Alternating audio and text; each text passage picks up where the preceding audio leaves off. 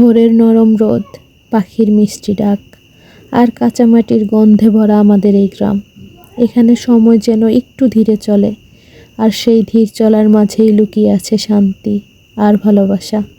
আজকের এই ভিডিওতে গ্রামের সহজ জীবন, ঘরের টুকিটাকি কাজ আর মাটির চুলার উষ্ণতায় বানানো আপন রান্নার গল্প সবটাই আপনাদের সঙ্গে ভাগ করে নিতে চাই।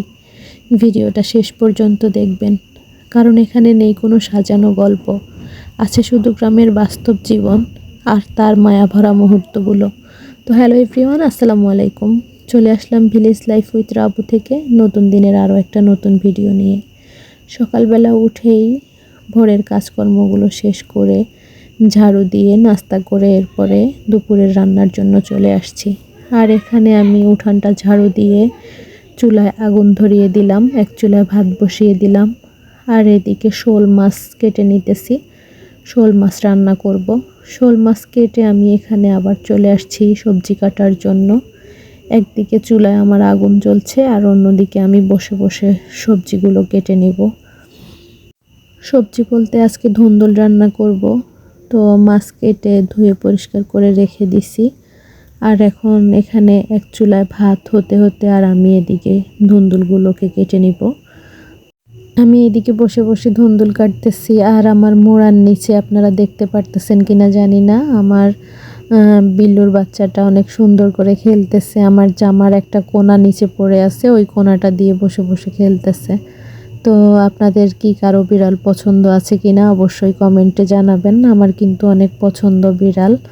তো এক কথায় বলতে গেলে ওরা আমার কলিজার টুকরা। এই তো মাশাল্লাহ কত সুন্দর কিউট করে চেয়ে আছে, দেখেন মুড়ার নিচে দিয়ে আমি কাজ করতেছি আর ও দেখতেছে। এই তো বেরিয়ে চলে আসছে।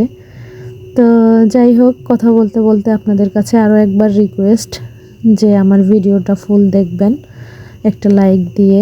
আর যদি আমার ভিডিওর কোনো অংশ একটু ভালো লেগে যায় তাহলে প্লিজ আমার চ্যানেলটা সাবস্ক্রাইব করে আমার পাশে থাকবেন। আমার প্রিয় আপুদের কাছে আমার একটাই রিকোয়েস্ট।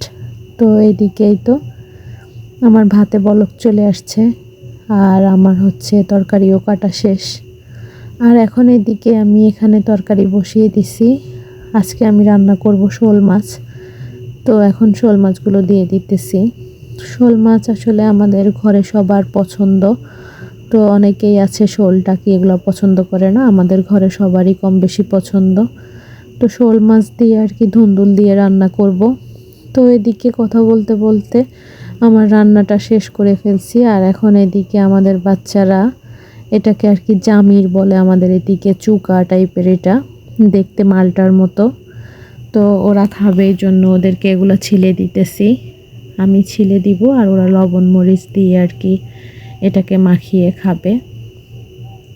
তো এই তো ওরা এখন লবণ দিয়ে এগুলাকে মাখিয়ে নেবে। আমি কথা বলতে বলতে আমার জিভে জল চলে আসছে, আপনাদের কারো আসছে কি না জানি না। তো এই তো ওদের খাওয়ার জন্য ওরা লবণ আর মরিচ দিয়ে মাখিয়ে নিয়েছে।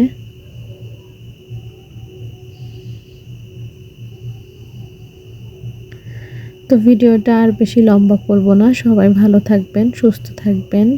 দেখা হবে আবার পরের ভিডিওতে। তো ওই পর্যন্ত সবাই ভালো থাকবেন।